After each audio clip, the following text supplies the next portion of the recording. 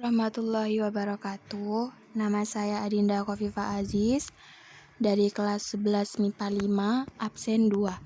Di sini saya akan menjelaskan transport pada tumbuhan. Jadi, pertama, definisi tentang transport yang terjadi pada tumbuhan yaitu suatu fase mengambil dan mengedarkan sari-sari makanan ke semua penjuru bagian tumbuhan. Setiap tumbuhan memiliki sistem transportasi baik itu tumbuhan dikotil maupun monokotil. Sistem transportasi ini memiliki peran yang sangat penting untuk keberlangsungan hidup tumbuhan.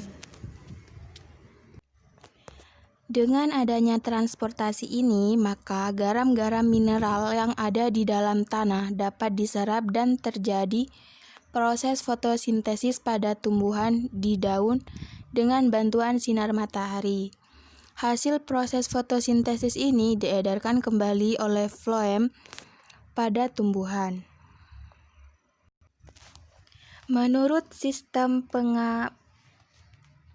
pengangkutannya, tumbuhan digolongkan menjadi dua, yaitu sistem pengangkutan pada tumbuhan tingkat rendah dan sistem pengangkutan pada tumbuhan tingkat tinggi. Di sini saya akan menjelaskan sistem yang kedua, yaitu sistem pengangkutan pada tumbuhan tingkat tinggi. Sistem pengangkutan tumbuhan pada tingkat tinggi melalui pembuluh jaringan pengangkut seperti floem dan xilem. Beda halnya dengan sistem transportasi pada tumbuhan tingkat rendah. Mekanisme transportasi pada tumbuhan tingkat tinggi terdapat dua jenis proses transportasi pengangkutan zat-zat hara dan air yang didapatkan dari dalam tanah, yaitu secara intravaskuler dan secara ekstravaskuler. Sistem pengangkutan ekstravaskuler yaitu pengangkutan yang terjadi di luar jaringan xilem dan floem. Selanjutnya sistem pengangkutan ekstravaskuler. Mekanisme ekstravaskuler yaitu mengangkut air dan zat-zat hara dari dalam tanah melalui akar, dari akar menuju ke seluruh tubuh. Sedangkan sistem pengangkutan intravaskuler yaitu pengangkutan yang terjadi melalui pembuluh pengangkut, dimulai dari pengangkut air dan zat-zat hara yang masuk melalui akar. Akar lalu meneruskan mengangkut sampai pada bagian atas tanaman. Pengangkutan pada jenis tanaman ini akan mengangkut air melalui rambut-rambut akar, epidermis akar. Setelah melewati akar, air akan masuk melalui sel-sel korteks. Air juga akan melalui sitoplasma menuju stele, silinder pusat. Ketika berada di silinder pusat, air akan berenang bebas masuk di antara sel-sel. Sistem pengangkutan ekstravaskuler terbagi lagi menjadi dua sistem, yaitu secara apoplas dan simplas.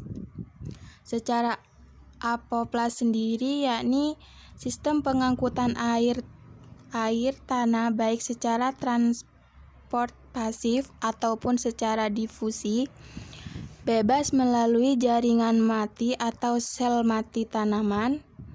Contohnya yaitu ruang antar sel dan dinding sel. Fase apoplas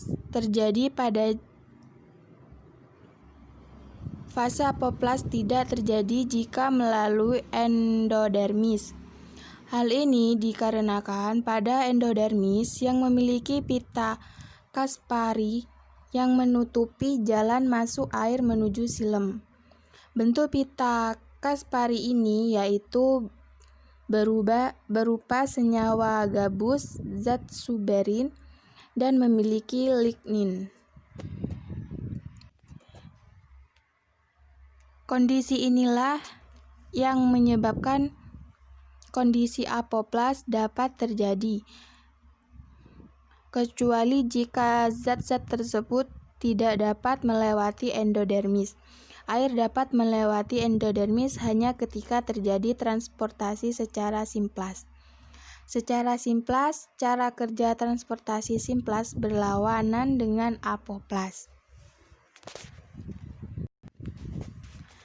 Sistem transportasi simplas pada tumbuh tanaman yaitu pengangkutan zat terlarut dan air dari dalam tanah melalui jaringan hidup atau sel hidup tumbuhan. Pada transport jenis simplas terjadi proses transport aktif dan osmosi pada plasmodesmata. Mekanismenya yaitu pada saat air dan garam-garam mineral tanah masuk ke tumbuhan melalui sel rambut akar menuju sel parenkim. Lalu dari parenkim melewati sel endodermis, diteruskan lagi ke sel perisikel. Pengangkutan lalu diteruskan masuk ke jaringan pembuluh kayu, xilem. Sistem pengangkutan intravaskuler. Sistem transportasi intravaskuler yaitu mengangkut air dan zat hara dimulai dari pembuluh kayu, xilem yang terdapat di akar diangkut menuju pada bagian tumbuhan yang ada bagian atas tanaman. Urutannya yaitu zat hara dan air diangkut melalui xilem yang ada di akar. Lalu dari xilem akar menuju xilem batang. Dari xilem yang ada di akar diedarkan ke xilem pada tangkai daun. Dari tangkai daun inilah air dan zat hara yang ada di xilem tangkai daun diangkut lagi sampai menuju xilem yang ada pada tulang daun. Ikatan pembuluh juga terdapat di tulang daun. Beberapa ahli biologi mengajukan teori tentang sistem transportasi pada tumbuhan. Teori tersebut yaitu teori tekanan akar, teori Dickson-Joly, dan teori vital. Macam-macam teori tersebut. Pertama, teori tekanan akar. Menurut penganut teori ini, bahwa tekanan akar menyebabkan naiknya air dan zat hara ke bagian atas tanaman. Adanya perbedaan kadar kandungan air pada xilem dengan kadar air tanah menyebabkan terjadinya proses tekanan akar. Pada malam hari, justru tekanan akar menjadi sangat tinggi dan air akan merembas melalui daun-daun tanaman. Teori Dickson-Joly berbeda dengan halnya dengan pencetus teori ini. Dickson-Joly menganggap bahwa proses pernafasan pada daun menyebabkan naiknya air dan zat hara ke bagian atas tanaman. Dickson-Joly mengemukakan teori ini dengan melihat pergerakan air di mana air mengalir dari tempat basah menuju tempat kering. Teori vital.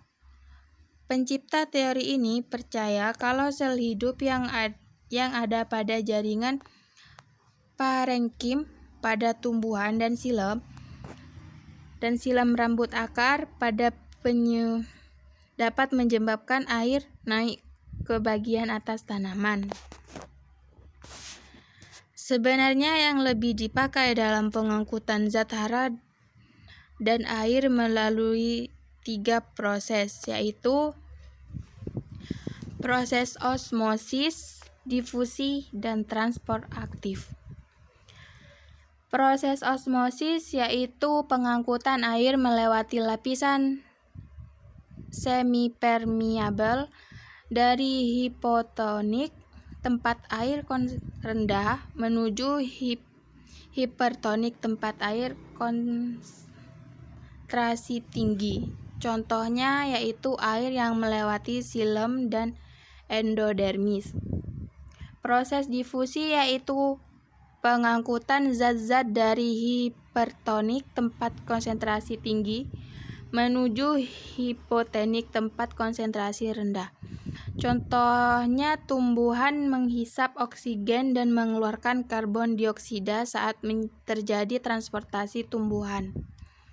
Proses transport aktif yaitu pengangkutan zat hara atau air menggunakan energi ATP melewati lapisan impermeable. Contohnya yaitu proses pengangkutan glukosa menembus lapisan membran. Ya, sekian dari saya. Kurang lebihnya mohon maaf. Wassalamualaikum warahmatullahi wabarakatuh.